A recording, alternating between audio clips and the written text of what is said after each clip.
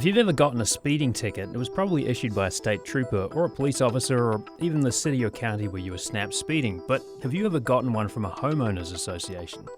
I'm Matthew Petty, and coming up on Florida Matters, you'll hear from Josh Salman of the non-profit newsroom Suncoast Searchlight. He reported on some neighbourhood associations in Sarasota issuing their own speeding citations, and why that's raising concerns about privacy. Also in this episode, developers and environmental groups aren't always on the same page in Florida. We'll talk with Tampa Bay Times reporter Jack Prater. He tells the story of how a company accused of destroying a local wetland asked conservation advocates to help make its cause. And remember the ocean heatwave that devastated Florida's coral reefs a couple of years ago? Scientists have been working to rescue the corals and try to rebuild the reefs. We'll hear from Kerry O'Neill. She's on the front lines of coral restoration. She talks about the threats to Florida corals and what gives her hope for the future. In a bid to crack down on speeders, some neighbourhood associations are issuing their own speeding citations. They're using license plate readers and speed cameras to do it. It raises questions about whether the technology is being taken too far. Well, joining us for more is Josh Salman. He's a reporter with Suncoast Searchlight. Josh is one of the reporters on the story HOA or Big Brother. Suncoast neighbourhoods use controversial technology to find speeders. You can find that story on WUSF.org. Josh, thank you so much for being with us. Yeah, pleasure. Now, you write about a driver who got a ticket in the, I believe, Laurel Oak neighbourhood recently. Just tell us what happened. Yeah, that's correct. It was a driver who was in the Laurel Oak HOA. It is a gated subdivision in Sarasota, Florida. The driver did not live there. I will say that they asked us that their name not be shared, so we didn't do that. But they did provide copies of the ticket, and they pulled right in. They were granted access, through the gates by the guard, because they did have a reason to be there. And as they were driving, they drove past one of these speed detector cameras that oftentimes you'll see near school zones, heavy pedestrian areas, things like that. Not, at least that we understood, not very common in these types of private gated communities, but drove past. They were going too fast, and unsuspectingly, within a few weeks, saw the ticket in the mail. So they sent it to us. We did some reporting, and turns out this is really a growing trend really across the state and country as this technology emerges, not just for police forces, but also for private groups like HOAs. What does the law say about who can issue citations on private roads? I mean, is it that they're within their purview to say, yes, you were speeding, you owe us some money, essentially? Correct. Because it is a private road and the HOA owns the road and is tasked with maintaining it and also maybe in some cases policing it. And that is, there are Florida statutes that allow them to issue those types of fines. And really, it wasn't very common, though, until more recently, and this technology emerged that really allowed them to do it in a cost-effective manner. And we've talked to HOA attorneys. Some see more privacy concerns with it than others, but they'll also point to issues, with litigation. If there were some type of accident on the road and the driver was speeding, could the HOA be held liable? So those are some of the arguments for this technology. Obviously, some board members, want it to keep kids safe and say it does more than maybe signage or speed bumps alone. But there are growing privacy concerns with that as well. Right, because, as you point out, the driver sent you this ticket. They must have been a bit surprised to get it. Otherwise, why would they be sending it to a reporter, right? They were. And there's a lot of fears right now, in the way this technology is being deployed. Some police forces are even using it, in immigration crackdown type issues. We spoke with the ACLU and other organizations like that who have had concerns about this technology and really just how it allows private companies. This data can be seized by police and, ICE agents, things like that. And really, this technology could allow them in certain instances to track where a person's been, where they go to worship, who they're visiting, whether they're going to a movie or even a protest. So that's where a lot of times many feel it kind of crosses those privacy lines. So they're using, like motion capture cameras, and they're using some technology to read people's number plates, license plates? Right, correct. So, they'll have the camera that uses the LiDAR technology that can sense the speeds, and if it is over the speed that is posted, then they take picture of the license plate. And then they're able to use that to find the driver, find where they live, who they are, and issue that citation. Some HOAs even have scanners where they're scanning the plate of every driver who comes in and out of their neighborhood, whether they're speeding or not. And that's something you've seen, police do on area bridges, things like that. But again, not something that I think a lot of drivers realize, as you're driving in to maybe see a guest or, even if you're a contractor, do work in a house, that your license information, your data is getting collected and stored more than people realize. I mean, I think the bigger question here is like, what can you do if you take issue with how this information has been used? Right. No, absolutely. And it really depends on, who the violator is, right? So if I live in the HOA, my car gets ticketed for driving too fast by my HOA, they have a little more grounds to do something because I live there, just like any other. Yeah, you can argue your case at the board meeting or something. Right, yep. I guess like any other more common HOA violation, right? You'd have to fight that at the board meeting. If you don't pay, eventually they could even potentially lien your house. Now, if you're just a guest driving through, you don't have any property in the HOA, you are still given, and this is part of the legal requirement, is you still have the opportunity to fight that ticket. You have, I think it's 14 days or 30 days to go before a committee, which would be the same as if you got one from police. You would have that opportunity to go to court. In this case, you would go before the HOA board and you could contest that ticket. But let's say you contest it, you're still issued the fine, but you don't want to pay. Unlike the court system, unlike a ticket from, a police agency, those can count against your insurance. They can count against your license. They can have those consequences. An HOA ticket cannot. They could ban you from the Homeowners Association neighborhood, though, potentially. They could, and of course, send it to collections like any other unpaid bill, or ban you from the neighborhood. But that is as far as it can go. They couldn't dock your license, deduct points, do things like that. And most of the HOAs who have these speeding programs do have a section on their website where residents can go in, learn more. That's also usually where you would pay. They have some type of portal if you were ticketed. So a lot of times the information's right there on the website. If not, certainly you could approach your HOA leaders to get more information. I mean, it does sound like there's not a lot of rules around this. Are we going to see something like that come into play? That's what a lot of the folks against this are pushing for. They say it really is a Wild West-like situation because we've seen the growth explode so much. There hasn't been those sort of checks and balances to keep up. So certain groups certainly are calling for more reforms. They are calling for more measures to make it more clear on what HOAs and other private groups and private companies can do, in terms of speeding and even with that information once it's collected. Josh Salman is a reporter with Suncoast Searchlight, a non-profit investigative newsroom. He was one of the reporters on a story, HOA or Big Brother. Suncoast neighbourhoods use controversial technology to find speeders. You can read that story on WUSF.org. Developers and environmental groups aren't always on the same page in Florida, but recently landowners accused of destroying a Tampa wetland turned to conservation advocates to help make their case. Tampa Bay Times reporter Jack Prater has been covering this story and is here to explain. Jack, thanks so much for stopping by. Hey, Matthew, thanks. I'm super thrilled to be here. So tell us about this wetland. Is it something that people might know about, or is it kind of something that's a little bit obscure? Yeah, so the wetland sits out in East Tampa, sort of if you go, past the port. What's out there? It's a lot of, Hertz rental companies. It's a very industrial area, right on the skirts of city limits. Is it kind of like a green belt for the city in some ways? Well, it's right on the Tampa Bypass Canal, so it's a area that gets ends up with a lot of water and rain, hurricanes, things like that.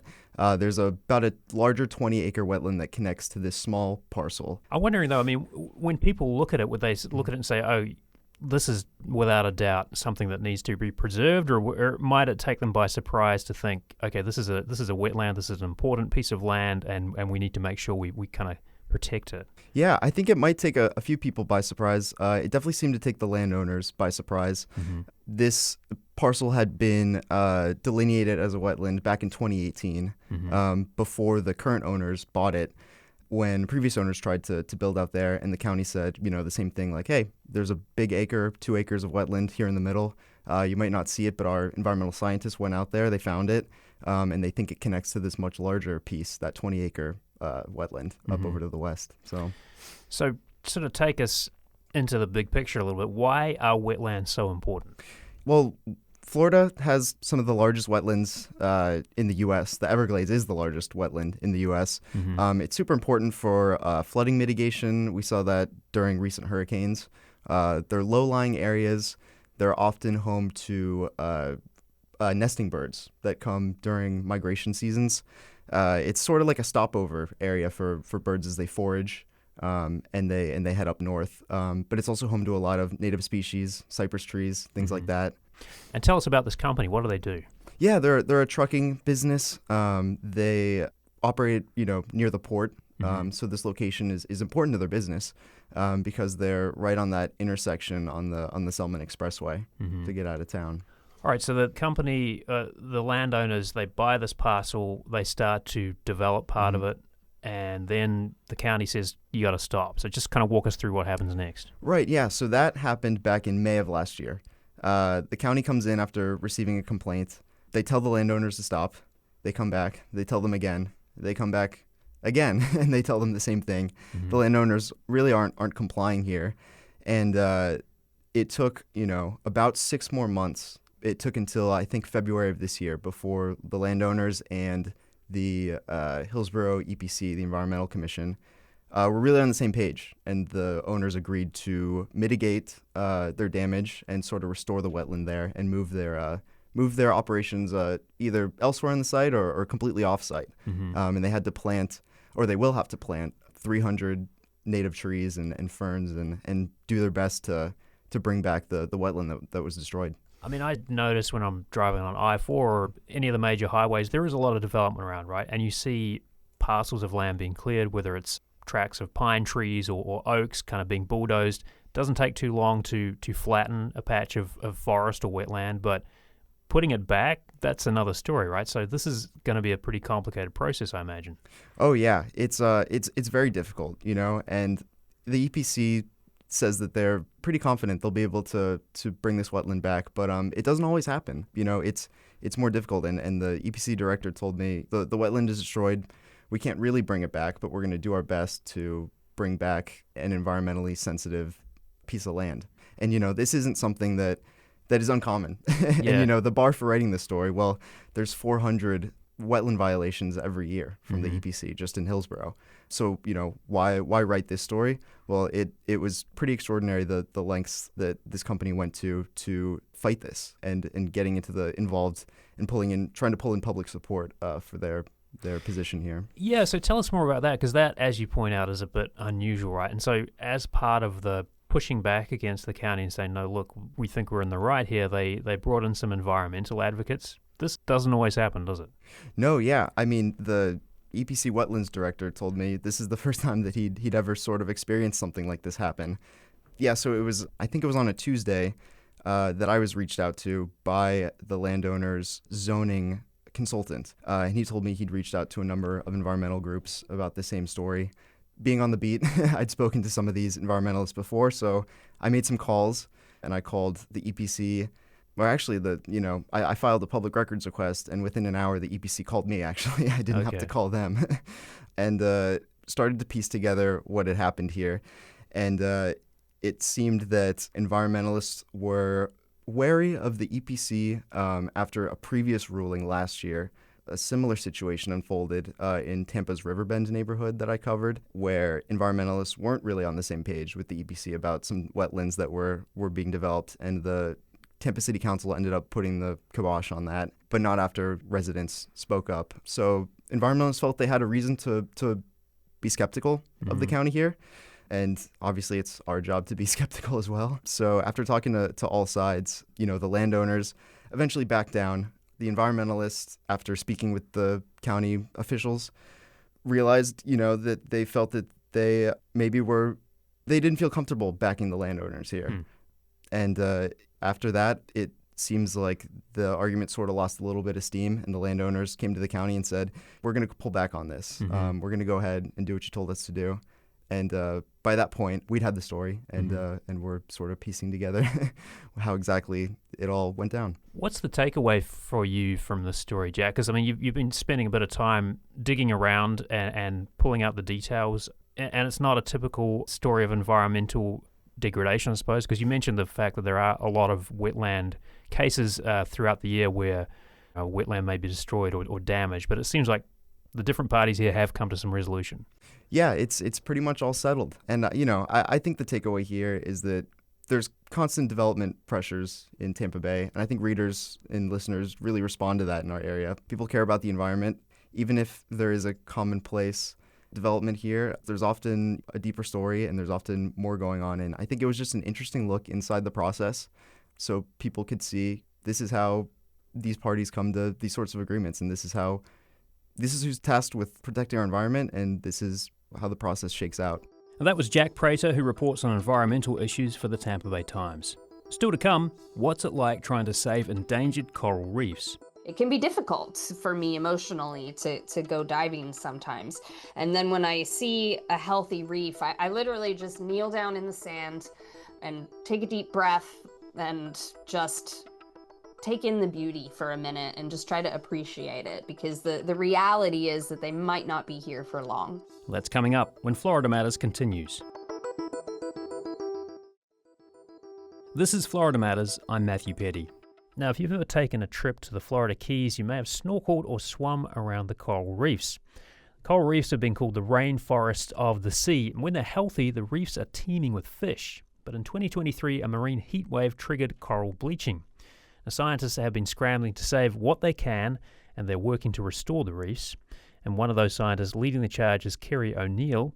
She's the director of the Florida Aquarium's Coral Conservation Program. So, Kerry, what's the latest on the reefs in the Keys? Because that was a pretty devastating event in 2023, right? The ocean heat wave. So what situation or what state are they in right now? Yeah, 2023 was pretty devastating, especially to certain species. Like the Elkhorn coral is one of the more iconic species that used to be really common along Florida's coastline. But it's really a combination of a lot of factors. There's been repeated major bleaching events and a large disease outbreak that has reduced coral cover across Florida's coral reef to a fraction of what it used to be. We really only have about 1 to maybe 3% at best, live coral cover across the reef. And so that has been going on for some time. So even pre-2023, when people were looking at the reefs, they were only seeing like a little part of what these reefs may have once looked like. Correct. We've been experiencing repeated bleaching events for decades that continue to get worse in their severity is really the problem. Mm-hmm. I mean, coral bleaching does happen to a certain extent almost every summer in some species, and it's a natural process for the coral to shuffle the algae that lives inside its tissues. But these events just keep coming, more frequently and more severely, and the corals don't have a chance to adapt, and there's a threshold where they just can't live anymore. And that's really what happened in 2023 is we really reached a threshold that a lot of species and individuals, they just couldn't even live through that temperature. We all saw the footage of corals being kind of rescued by divers and then transported and kind of kept alive in tanks. But just walk us through what goes on when you're trying to save a reef. So coral restoration has been practiced in Florida for, almost 30 years now. And it's really about taking fragments of coral or coral juveniles, like we do here at the Florida Aquarium, and replanting them back out onto the reef. And historically, we did a lot of this with what we call asexual reproduction. So corals are colonies. You can actually break off a piece of coral and it will grow into a new coral, and you can encourage its growth by doing that. So many practitioners have been planting coral across Florida's coral reef for a very long time. But the problem with that is it's the same genetic individuals that we've always had on the reef. So as we get hotter and hotter, those individuals can't survive anymore. So what we're looking at, for example, at the Florida Aquarium is breeding corals and trying to help evolution happen on its own and create many, many more offspring, in hoping to find ones that have that secret combination that might be able to live through these hotter temperatures. Have you had a chance to see like a really healthy reef anywhere in the world? Like, and if you have, what's that like seeing that? Yeah, I have. Oh my goodness. So, um, the ones that jump out in my head, I've been lucky enough to travel around the world to some amazing coral reefs. The ones that jump out in my head were the ribbon reefs and the northeastern coast of Australia, kind of the northern end of the Great Barrier Reef. Hmm. And then more recently in the northern Red Sea. And for me, having worked in Florida, for 20 years now, I very often am faced with reefs in decline. And it can be difficult for me emotionally to go diving sometimes. And then when I see a healthy reef, I literally just kneel down in the sand, and take a deep breath and just take in the beauty for a minute and just try to appreciate it, because the reality is that they might not be here for long. Hmm. And unless we take major action to change society's actions and how we treat this planet. So, I am astounded when I see a healthy, thriving coral reef, but it also lights this fire under me that, these reefs still exist. They're still out there. There are areas that are thriving, and we need to learn from that, and we need to learn how we can make that happen again here in Florida. There's so much of the ocean, Kerry, that is unexplored, right? I mean, we only really kind of scratch the surface of the ocean, and I guess reefs are part of that surface of the ocean in some ways because you can access them pretty well. But Mhm. is there some part of you that thinks like somewhere out there could be some answers to some of the problems or the challenges that reefs have, whether it's finding a particularly hardy species of coral and bringing that to Florida to help kind of regrow these reefs in some ways? Yeah, so I mean that's what gives me hope. That's what keeps me doing this, is I do believe that the answers are out there.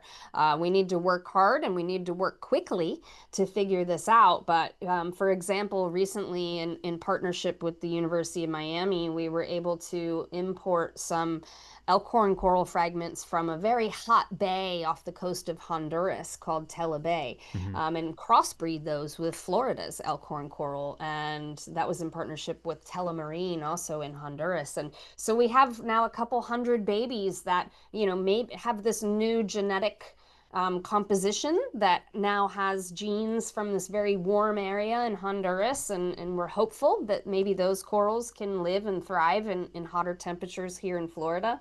There's also so much we don't still understand about how a coral even becomes heat tolerant. They have an algae that lives inside of their tissues, and that's what bleaching is. It's Hmm. when the coral kicks that algae out. And really, it's about figuring out how to keep that algae happy and keep an algae that will stay inside Huh. of the coral. So there's many different things that we can try.